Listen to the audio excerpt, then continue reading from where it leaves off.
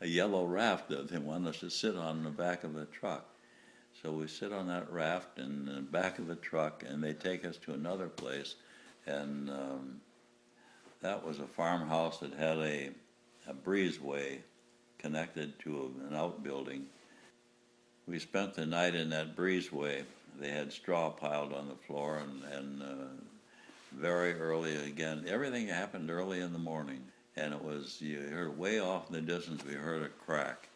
So I ran to the doorway. There was no door in there, just a doorway on the side of this breezeway, and looked down the side of the building, and way off in the distance I could see a line of German soldiers and all with machine guns. What they had fired at, I don't know, but they had just enough to wake us up, if anything else, I guess. But anyhow, we got out of the breezeway and ran from the opposite direction. We were running like fury, trying to escape the Germans and get away from them. And we got up into the hills with a lot of trees between us, and we heard the Germans coming along below us. And we thought, well, now that's great. They're going to pass us by, and we'll just stay here until morning, and we'll get out of here. Now, where we were going to go or what we were going to do, we had no idea. But that was just irrational thought at that time. And we felt sure that the Germans had passed us by, but they outsmarted us. When they got down beyond us, well beyond us, they spread out from the bottom of the hill to the top of the hill and started beating the brush coming back. Well, the closer they got to us, the more nervous we got. At one point, my heart was actually, I felt it like it was beating me off. They could hear it. I could hear my heart. It was just pounding.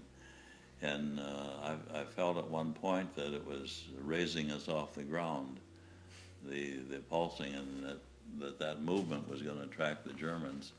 Well, Ed, we had split up and were lying in the underbrush.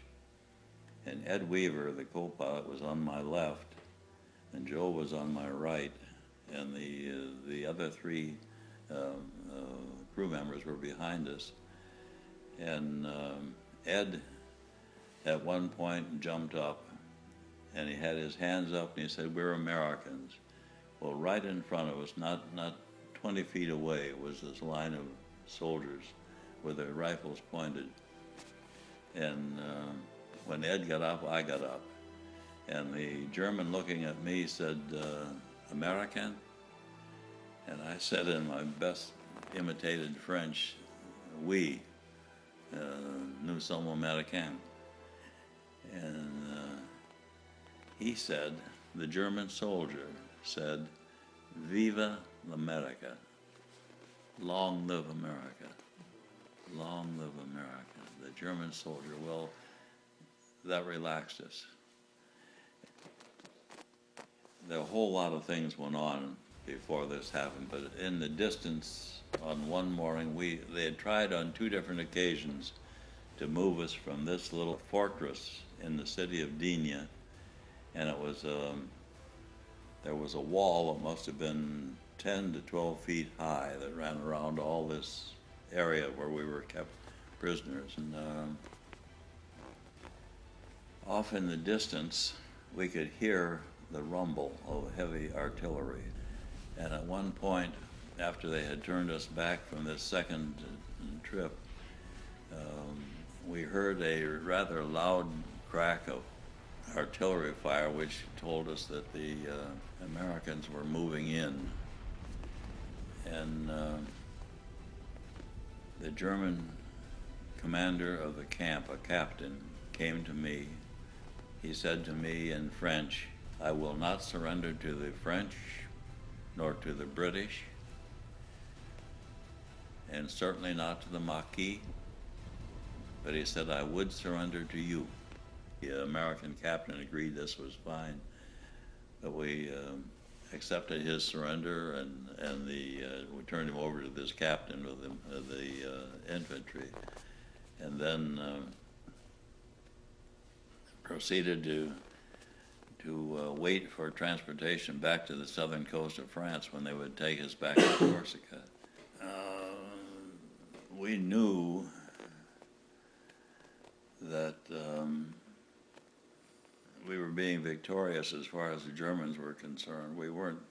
We felt the same way about the Japanese.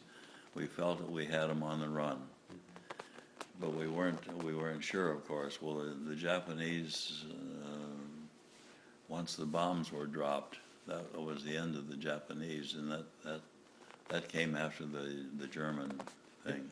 What's your recollection of that? We were aghast.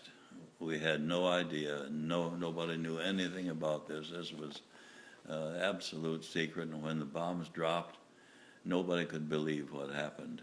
It was just an impossibility. And to see the pictures that came out after this happened, with a whole city wiped out with a single bomb, this was impossible.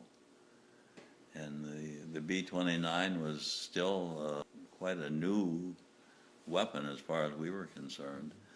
And that was, when I saw my first B-17, I thought it was the biggest airplane I'd ever seen. I guess maybe it was. And then I saw it parked next to a B-29, and you could have put it in the cockpit. Yeah. It was silver. Oh, super huge. What a big airplane.